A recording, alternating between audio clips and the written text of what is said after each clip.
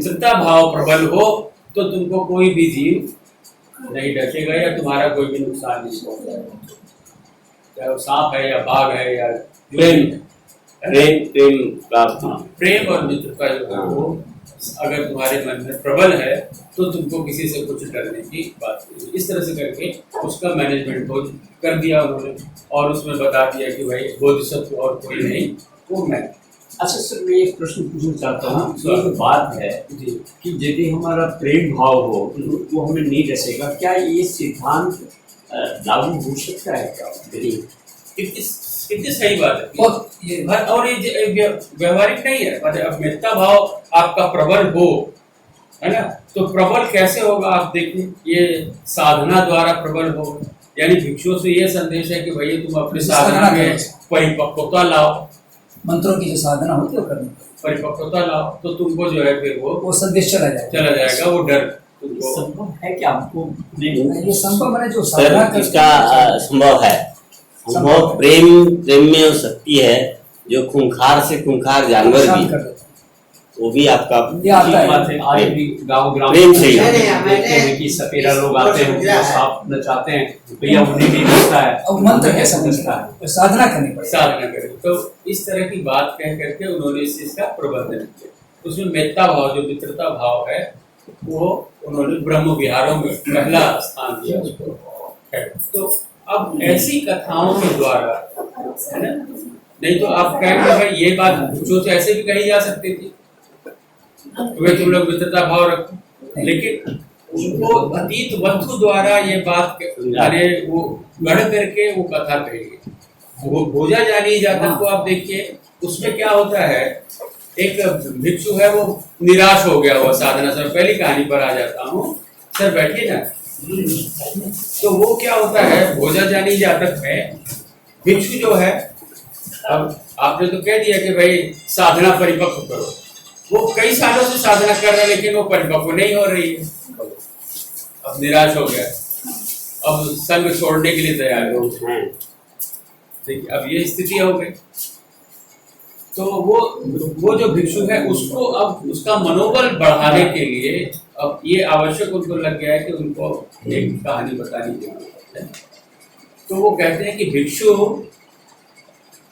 पहले पंडितों ने अपनी सामर्थ्य के बाहर कार्य किया और जो असंभव था उसको भी संभव कर दिया। अब अगर किसी को ये बात कही जाए तो उसके दुकान खड़े हो जाएंगे, पहले कब चली तो बात हमको मालूम नहीं। तो ये देखिए जातक कथाओं की एक शैली है कि आपके जो श्रोता हैं उसको ध्यान में रख करके ऐसी बात कही जाएगी जो उसके अवचेतन मस्तिष्क को सक्रिय करे, है ना। और वो तभी संभव है जब आप ये बताएंगे कि वो ऐसी पहली घटना हुई थी, है ना, जो तुमको पता नहीं है। अब हो सकता होगा कि हमको पता नहीं है, पहले जन्म में कहीं हुई थी या, है ना, तो उसके कान खड़े हो जाएंगे और वो नई चेतना से उसको ग्रहण करने लगेगा और वो चीज़ उसके मन में एकदम अंकित हो जाएगी।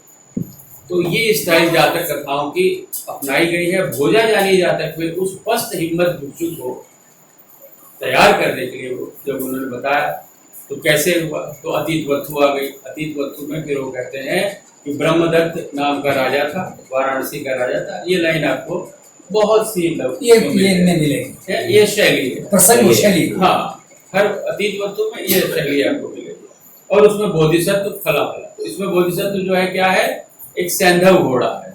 सैंधव घोड़ा ऐसा घोड़ा होता था जो सिंधु नदी के पार से शायद मिलता होगा, कोई स्पेशल रफ्तार या ऐसी उसमें कुछ गुण होते होंगे जो आम घोड़ों में नहीं होंगे। तो वो सैंधव घोड़ा जो है वो राजाओं का मंगल अश्व होता था। उस परंपरा रही होगी कि भाई उस अश्व को, जो मंगल अश्व है, जिस राजा के पास है वो राजा कभी हारता नहीं है, जैसे चेतक। तो उस ब्रह्मदत्त का मंगल अश्व जो है वो भोजा जानी है। उस मंगल अश्व की जो राजसी तरीके से उसकी पूजा और उसकी जो मान लीजिए खाद्य सामग्री है और जो उसका रहन सहन होगा उस हिसाब से भोजा जाने का होता है। अब होता क्या है कि वाराणसी को उसके आसपास के 7 राजा मिल करके वाराणसी को घेर लेते और चिट्ठी भेजते हैं कि भैया या तो तुम वाराणसी छोड़ दो अथवा हमारे साथ युद्ध करो। अब ब्रह्मदत्त घबराता है कि ये तो बड़ा मुश्किल है, चारों तरफ से घेर लिया हुआ हमको। अमात्यों सलाह करता है तो अमात्य कहते हैं कि राजन आपके पास तो मंगल अश्व है, जब तक मंगल अश्व है भोजा जा रही है आपको चिंता करने की बात नहीं, और यही इसकी परीक्षा का समय है, तो आप इसके रथी को बुलाइए और इसको भेज दीजिए। तो जो भी उसमें कवच कुंडल पहनाना है वो रथी तैयार हो जाता है और राजा उससे पूछता है कि वो कहता है साहब कोई मुश्किल काम नहीं है, सारे जम्बूद्वीप के राजा आ जाए मैं उसको जीत लूँ। कहानी है, देखिए कहानी में उसको हमें जो बस हिम्मत भिक्षु है उसको उस तरह से उसको जोश दिलाना है, तो उसको इस तरह से कहता है कि जब तक ये भोजा जानी है हमको कोई डरने की बात नहीं है। और इतनी बिजली की गति से जाता है, एक राजा को पकड़ लेता है, दूसरे को पकड़ लेता है, तीसरे को पकड़ लेता है, लोगों को पता ही नहीं चलता। तो राजा भी सीधा अटैक है, कब वो सेना में घुस गया, वो तुरंग है इतनी तेज गति वाला। अब जब छठा प्रयास वो कर रहा था छठे राजा को काबू करने के लिए, उस समय उस पर बहुत जोर से प्रहार होता है, उसकी टांग कट जाती है और वो उसमें से खून निकलना शुरू हो जाता है। अब वो लाचार होकर एक किनारे गिरने को होता है, एक करवट लेट जाता है और वहां पर जो उसका रथी है उसको मरहम पट्टी करता है और साथ साथ दूसरा घोड़ा तैयार करता है ना, कि भाई अब एक ही तो रह गया है, तो एक के लिए दूसरे घोड़े को तैयार करता है। लेकिन ये जो लेटा हुआ अश्व है भोजा जानी, वो सोचता है कि अगर मान लो कोई दूसरा घोड़ा ये कर्तव्य न कर पाया और रथी मर गया है ना, तो क्या होगा, सारा किए करा खेल हमारा खत्म हो जाएगा, फिर हावी, इसलिए मैं ही कोशिश करता हूँ। तो वो रथी को बुलाता है और कहता है कि मुझे ही फिर से तैयार करो।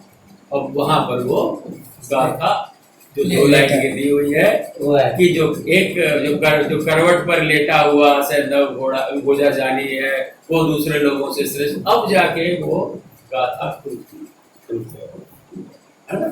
तो ये पूरी कहानी उसके अंदर है।